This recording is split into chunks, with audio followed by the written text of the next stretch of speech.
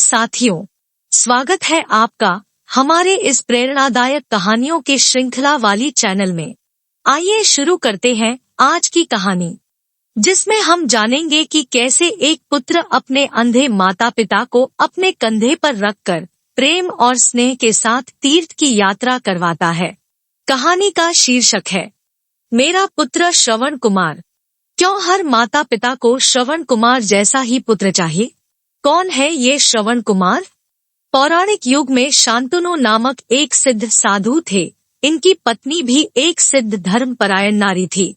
कहानी उस समय की है जब शांतनु और उनकी पत्नी बहुत वृद्ध हो चुके थे और उनकी आंखों की रोशनी भी चली गई थी। इन दोनों का एक पुत्र था जिसका नाम था श्रवण कुमार। श्रवण कुमार बहुत ही सरल स्वभाव का व्यक्ति था। माता पिता के प्रति श्रवण कुमार के मन में बहुत प्रेम एवं श्रद्धा थी। वह दिन रात अपने माता पिता की सेवा करता था। अपने माता पिता का बच्चों की तरह लालन पालन करता था। उसके माता पिता भी स्वयं को गौरवशाली महसूस करते थे और अपने पुत्र को दिन रात हजारों दुआएं देते थे। कई बार दोनों एक दूसरे से कहते कि हम कितने धन्य हैं कि हमें श्रवण जैसा मातृभक्त पुत्र मिला, जिसने स्वयं के बारे में ना सोचकर अपना पूरा जीवन वृद्ध नेत्रहीन माता पिता की सेवा में लगा दिया। इसकी जगह कोई अन्य होता तो विवाह के बाद केवल स्वयं का हित सोचता और बूढ़े नेत्रहीन माता पिता को कहीं छोड़ आता और खुशी से अपना जीवन यापन करता। जब ये बात श्रवण ने सुनी तो उसने माता पिता से कहा कि मैं कुछ भी भिन्न नहीं कर रहा हूँ, यह मेरा कर्तव्य है।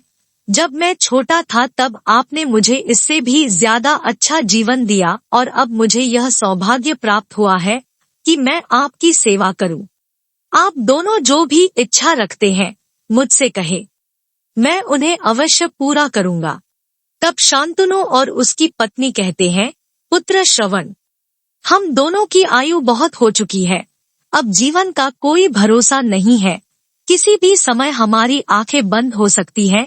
ऐसे में हमारी एकमात्र इच्छा है, हम तीर्थ यात्रा करना चाहते हैं। क्या तुम हमारी यह इच्छा पूरी कर सकते हो? श्रवण कुमार अपने माता पिता के चरणों को पकड़कर अत्यंत प्रसन्नता के साथ कहता है, हाँ पिताश्री, यह तो मेरे लिए परम सौभाग्य की बात होगी कि मैं आप दोनों की इच्छा पूरी करूं।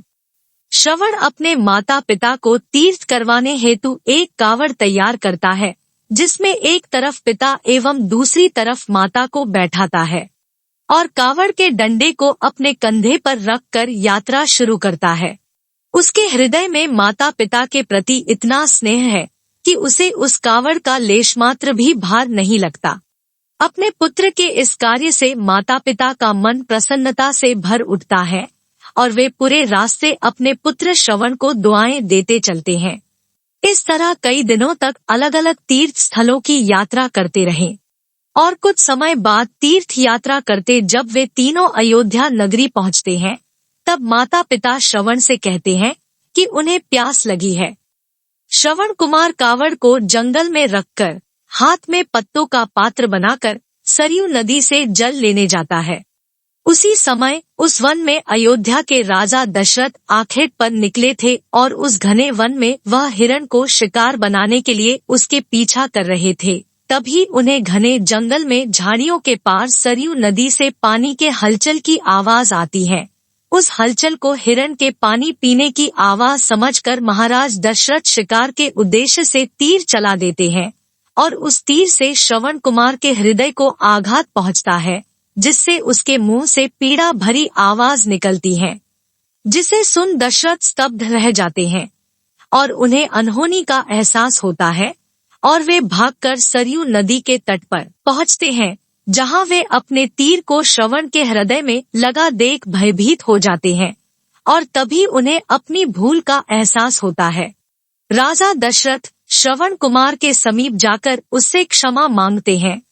तब अंतिम सांस लेता श्रवण कुमार महाराज दशरथ को अपने वृद्ध नेत्रहीन माता पिता के बारे में बताता है और कहता है कि मेरे माता पिता प्यासे हैं, उन्हें जाकर पानी पिला देना और उसके बाद में उन्हें मेरे बारे में कहना। और इतना कहकर श्रवण कुमार मृत्यु को प्राप्त हो जाता है।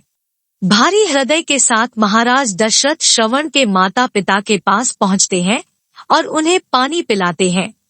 माता पिता आश्चर्य से पूछते हैं, उनका पुत्र कहाँ है?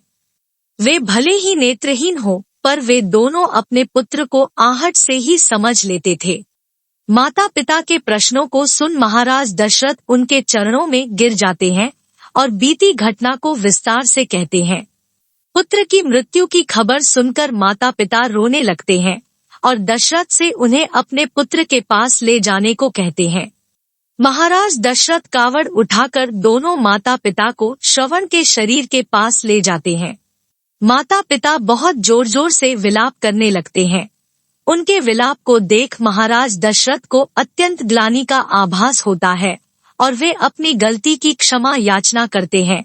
लेकिन दुखी पिता शांतनु महाराज दशरथ को श्राप देते हैं कि जिस तरह मैं शांतनु पुत्र वियोग में मरूंगा, उसी प्रकार तुम भी पुत्र वियोग में मरोगे। इतना कहकर दोनों माता पिता अपने शरीर को त्याग मृत्यु को प्राप्त हो जाते हैं। महाराज दशरथ श्राप मिलने से अत्यंत व्याकुल हो जाते हैं और कई वर्षों बाद जब उनके पुत्र राम का राज्य अभिषेक होता है, तब माता कैकेयी के वचन के कारण राम, सीता और लक्ष्मण को 14 वर्षों का वनवास स्वीकार करना पड़ता है और कुछ वर्षों पश्चात महाराज दशरथ की मृत्यु भी पुत्र वियोग में हो जाती है। अपने अंतिम दिनों में उन्हें शांतनु के कहे शब्द याद आते हैं और वे राम के वियोग में अपना शरीर त्याग देते हैं। इस कहानी से शिक्षा, मोरल ऑफ द स्टोरी, हमें यह कहानी यही शिक्षा देती है कि बिना लक्ष्य को देखे उसे भेदना कई बार आपको गलती का पात्र बना देता है और आप ना चाहते हुए भी दूसरों के दुख का कारण बन जाते हैं। यह थी श्रवण कुमार की कहानी। अपनी माता पिता भक्ति के कारण ही श्रवण कुमार पुराणों में जीवित है। श्रवण कुमार सदैव अपनी मातृभक्ति के लिए जाने जाते हैं। उन्हीं की कहानी सुनाकर माता पिता अपने बच्चों को संस्कारित करते हैं। हमारे महाकाव्य में ऐसे कई चरित्र हैं जो हमें वास्तविक जीवन के कर्तव्यों का ज्ञान देते हैं और हमें धर्म एवं कर्म का सही मार्गदर्शन देते हैं। प्रिय साथियों, इस तरह यह कहानी यहीं समाप्त होता है। मुझे पूरी उम्मीद है कि यह प्रेरणादायक कहानी आपको जरूर अच्छी लगी होगी। साथ ही आपको यह कहानी कितना मोटिवेट किया, कृपया कमेंट के माध्यम से अवश्य बताएं। साथ ही अपनी राय भी दे जिससे हमें इस दिशा में मार्गदर्शन मिले। आपके किसी भी प्रश्न एवं सुझावों का स्वागत है। आपका कीमती समय देने के लिए दिल से शुक्रिया। और अंत में एक आग्रह है कि कृपया आप इस वीडियो को लाइक करें, शेयर करें और सब्सक्राइब जरूर करें। फिर मिलते हैं अगले वीडियो में किसी नए कहानी के साथ। तब तक के लिए जय हिंद, जय सनातन।